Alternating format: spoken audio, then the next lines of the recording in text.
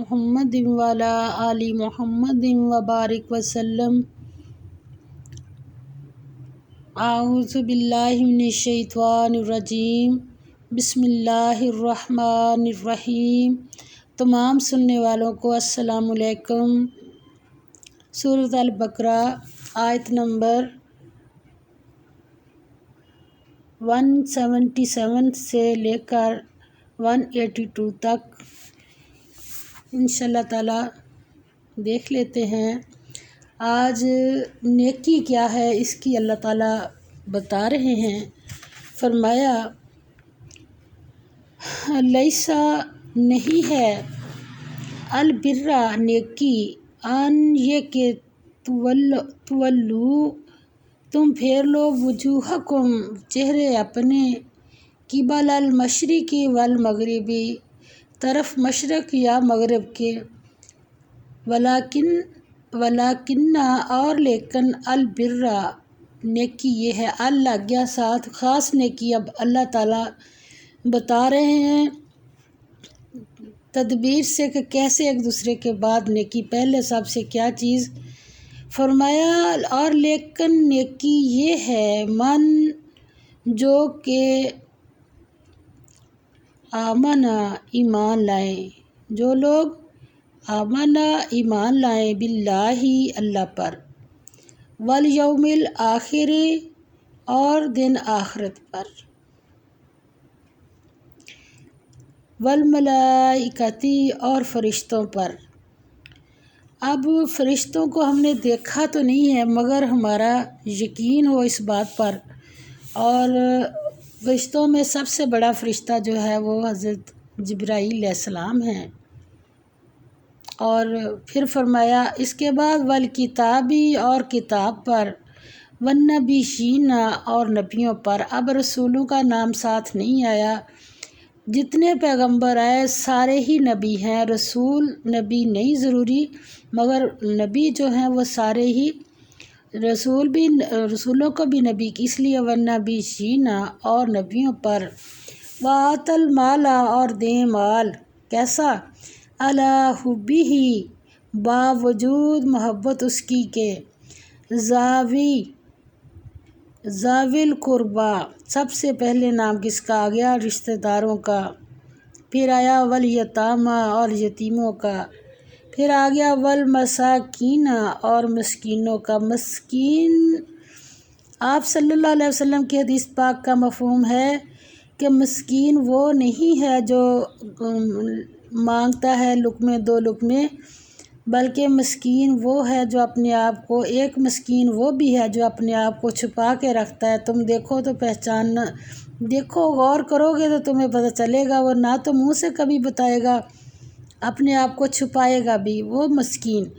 وابن السبیل اور بیٹے یعنی مسافروں کو، آگے آ گیا والسائلین اور سوال کرنے والوں کو۔ تو سوال کرنے والوں کے سوال کو پورا کرنا بھی ضروری ہے، اللہ تعالیٰ کا حکم ہے۔ اگر کوئی سوال کرے تو اس کا سوال پورا کرنے کی کوشش کرنی چاہیے۔ وفی الرقاب اور گردنوں کے آزاد کرنے میں۔ پھر آئی جا کے نماز اتنے نمبروں پہ، واقامہ اور قائم کریں الصلاۃ نماز، وآتا اور دیں الزکوٰۃ زکوٰۃ۔ زکوٰۃ کیا چیز ہے؟ اس سے مال پاک ہو جاتا ہے، جتنا مال ہوتا ہے نا اس پر اگر زکوٰۃ لگتی ہے تو اپنی خوشی سے دینی چاہیے، اور جہاں اللہ کا زکوٰۃ کو ہم اپنی مرضی سے نہیں دے سکتے، اس کی مداد جو ہیں اللہ تعالیٰ نے بنا دی ہیں کہ ان جگہوں پہ دینی ہے۔ اور آگے فرمایا والموفون اور پورا کرنے والے ہیں کس کو بعہدہم عہد کو اپنے اذا عہدوا جب عہد کریں۔ تو ایک تو بندوں کے ساتھ بندہ عہد کرتا ہے کہ اللہ تعالیٰ کے ساتھ ایک عہد ہم سب نے کیا ہوا ہے اللہ کے ساتھ، تو جب اپنے عہد کو پورا کرتے ہیں کب؟ جب عہد کر لیں۔ تو نبی پاک صلی اللہ علیہ وسلم نے فرمایا کہ اس کا کوئی دین ہی نہیں ہے جو اپنے عہد کا پاس نہیں کرتا، دین سے نکل جاتا ہے۔ اور پھر آئی جا کے بات والصابرین اور صبر کرنے والے، اور صبر کے معنی ہیں نفس کو قابو میں رکھنے اور برائیوں سے بچانے کے، اس کو کہتے ہیں صبر۔ فی البسائی تنگ دستی میں، تنگ دستی ہے اور صبر، والضرائی اور تکلیف ہے جیسی بھی تکلیف ہے اس پر بھی صبر۔ پھر آگے فرمایا وحین البأسی، اور جنگ یا سختی کو بھی جنگ کہتے ہیں، سختی کے وقت۔ اللہ تعالیٰ فرماتے ہیں اولئک، یہی لوگ ہیں، الذین جو صدقوا سچے ہیں۔ اب یہ اتنے کام لسٹ پوری، اتنے کاموں کی لسٹ ہے جو کر کے پھر سچے لوگوں میں شمار ہوا۔ اور پھر کیا کہا اللہ تعالیٰ نے صاحب، اولئک، اور یہی لوگ ہیں، ہم المتقون، پرہیزگار، ڈرنے والے اللہ سے۔ فرمایا نیکی یہی نہیں ہے کہ تم مشرق یا مغرب کو قبلہ سمجھ کر اس کی طرف منہ کر لو، بلکہ نیکی یہ ہے کہ لوگ اللہ پر اور روز آخرت پر اور فرشتوں پر اور اللہ کی کتاب پر اور پیغمبروں پر ایمان لائیں، اور مال باوجود عزیز رکھنے کے رشتہ داروں، سب سے پہلے ہم کس کو دیتے ہیں؟ رشتہ داریوں کا اللہ تعالیٰ نے بار بار بتایا، رشتہ داروں، پھر اس کے بعد یتیموں اور محتاجوں اور مسافروں اور مانگنے والوں کو دیں، اور گردنوں کے چھڑانے میں خرچ کریں، اور نماز پڑھیں اور زکوٰۃ دیں، اور جب عہد کر لیں تو اس کو پورا کریں، اور سختی اور تکلیف میں اور معرکہ کارزار کے وقت ثابت قدم رہیں۔ تو یہ ہو رہی ہے نیکی کی تعریف، یہ ہیں سچے لوگ۔ اولئک، فرمایا اولئک الذین صدقوا، یہ ہیں سچے لوگ۔ یہ ہوئی نیکی کی تعریف جو ہم نے کرنی چھوڑ رکھی ہے۔ تو اللہ تعالیٰ فرماتے ہیں کہ یہی لوگ ہیں جو ایمان میں سچے ہیں، وَأُولَئِكَ هُمُ الْمُتَّقُونَ، اور یہی ہیں جو اللہ سے ڈرنے والے ہیں۔ نیکی دین حق کی اصل عظیم کا اعلان ہے۔ سعادت اور نجات کا دار و مدار اس بات پر نہیں ہے کہ عبادت کی کوئی خاص شکل یا کھانے پینے کی کوئی خاص پابندی یا اس قسم کی کوئی اور رسم اختیار کر لی جائے، بلکہ دین کی حقیقت یہ ہے کہ آدمی سچا خدا پرست ہو اور اسے پاکیزہ نیک عملی کی زندگی حاصل ہو۔ شریعت کے ظاہری احکام بھی اس لیے ہیں کہ اس سے مقصود اصلی حاصل ہو سکے۔ بس جہاں تک دین کا تعلق ہے، ساری بات طلب مقاصد کی ہونی چاہیے، نہ کہ وسائل کی۔ وسائل نہیں آڑے آنے چاہیے اس میں۔ اور آگے اللہ تعالیٰ فرماتے ہیں یا ایھا الذین، اے لوگو جو آمنو، ایمان لائے ہو، کتبہ، اب کتبہ یہاں بھی آئے گا، لکھا گیا، فرض کر دیا گیا، یہ فرض جو چیزیں ہیں ان کا لسٹ آئے گی۔ کتبہ، فرض کر دیا گیا، علیکم، تم پر، القصاص، بدلہ برابر کا، فی القتل، قتل کے بارے میں، مقتولوں کے بارے میں۔ پھر کیا فرمایا؟ الحر، آزاد بدلے الحری، آزاد کے، یعنی اب یہ نہیں ہو سکتا کہ گھر کے مالک نے تو قتل کیا ہے اور اٹھ کے نوکر کو پکڑا دے، یہ نہیں ہوگا۔ اور آگے فرمایا والعبد، اور غلام، بالعبد، بدلے غلام کے، اور والانثی، اور عورت، بالانثی، بدلے عورت کے۔ یہ نہیں کہ بڑی نازک ہے اس کی جگہ کسی مرد کو پکڑا دو، نہیں ہوگا۔ جس عورت نے اگر قتل کیا تو عورت کو ہی، اور جو قصاص اس عورت سے ہی لیا جائے گا۔ فرمایا فمن، پس جسے عفیا، معاف کر دیا جائے، لہو، اس کے لیے، من اخیہ، اس کے بھائی سے،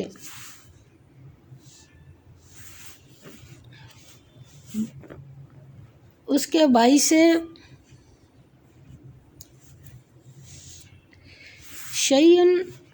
شیئن، کچھ، فاتباع، تو پیروی کرنا، بالمعروف، معروف طریقے کی، واداء، اور ادا کرنا، الیہ، اس کی طرف، بإحسان، ساتھ خوبی کے۔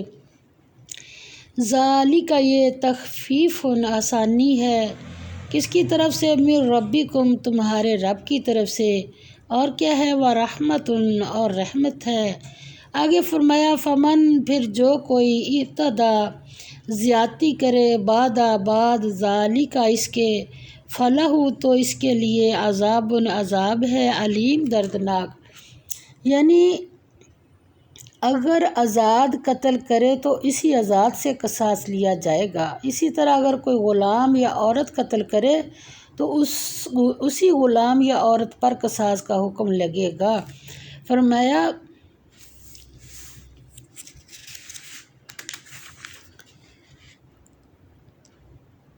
مومنو ایمان والو، تم کو مقتولوں کے بارے میں قصاص یعنی خون کے بدلے خون کا حکم دیا جاتا ہے، اس طرح پر کہ آزاد کے بدلے آزاد مارا جائے، اور غلام کے بدلے غلام اور عورت کے بدلے عورت، اور اگر قاتل کو اس کے مقتول بھائی کے قصاص میں سے کچھ معاف کر دیا جائے تو وارث مقتول کو پسندیدہ طریقے سے قرارداد کی پیروی یعنی مطالبہ خون بہا کرنا اور قاتل کو خوشخوبی کے ساتھ ادا کرنا چاہیے۔ یہ پروردگار کی طرف سے تمہارے لیے آسانی اور مہربانی ہے۔ جو اس کے بعد زیادتی کرے اس کے لیے دکھ کا عذاب ہے، یعنی خون بہا بھی لے لیا، پھر جب اس کا بندہ چھوٹ کے آیا تو اس کو قتل کر دیا، یہ زیادتی ہے۔ آگے اللہ تعالیٰ فرماتے ہیں وَلَکُمْ اور تمہارے لیے فی القصاص قصاص میں حیات زندگی ہے، یا اولی الالباب اے اہل عقل، لعلکم تاکہ تم تتقون پرہیزگار بن جاؤ۔ فرمایا اہل عقل، حکم قصاص میں تمہاری زندگانی ہے کہ تم قتل خون ریزی سے بچو، تم پر فرض کیا جاتا ہے۔ اب کیا بات ہے کہ حالانکہ کیا ہو رہا ہے، قصاص میں اگرچہ جان کی ہلاکت ہے مگر یہ اس لیے ہے کہ زندگی کی حفاظت کی جائے، اور قصاص ورنہ 25-25 30 سال مقدمے لڑ کے پھر کیا ہوتا ہے، پھر وہی بات آئی، انہوں نے ایک پارٹی نے دوسرے کا بندہ قتل کر دیا، انہوں نے اس کا کر دیا۔ اللہ نے اس لیے قانون بنا دیا، جو اس قانون کو پورا کرے گا اس کا انشاءاللہ تعالیٰ وہ اس کے لیے زندگی حاصل ہو جائے گی۔ فرمایا کتبہ لکھا گیا، فرض کر دیا گیا، یہ ایسے ہی آئے گا کتبہ، یہ احکام آ رہے ہیں اللہ کے۔ علیکم تم پر اذا جب حاضر ہو آئے تم میں احدکم ایک کو تمہارے الموت موت، ان اگر ترکا چھوڑے خیرن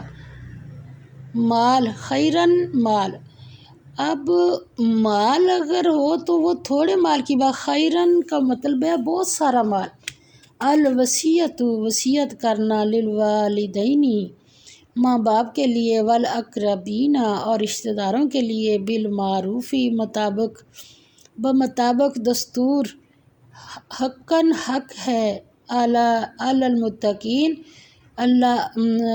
متقین پر۔ فرمایا اے ایمان والو، تم پر فرض کیا گیا ہے، کتبہ تم پر فرض کیا جاتا ہے کہ جب تم میں سے کسی کو موت کا وقت آ جائے تو اگر وہ کچھ مال چھوڑ جانے والا ہو تو ماں باپ اور رشتہ داروں کے لیے دستور کے مطابق وصیت کر جائے، اللہ سے ڈرنے والوں پر یہ ایک حق ہے۔ آگے جس کے سامنے وصیت کی وہ بھی اللہ تعالیٰ نے قانون بتا دیا کہ فمن پس جو بدل دے اس کو بعد ما سمعہ اس کے جو سنا اس نے اسے، فإنما تو صرف اسمہ گناہ اس کا، الذین لوگوں پر جو یبدلونہ بدلتے ہیں اس کو، انا بے شک اللہ سمیع سنتا علیم جانتا ہے۔ فمن پس جو جس کو خوف ہو من طرف سے محسن وصیت کرنے والے کی، جانفن طرفداری کا، او یا اسمن گناہ کا، فاصلح پھر صلح کرا دے، بینہم درمیان ان کے، فلا پس تو نہیں اسما گناہ علیہ اس پر، ان اللہ بے شک اللہ غفور الرحیم بخشنے والا رحم کرنے والا ہے۔ تو اللہ تعالیٰ فرماتے ہیں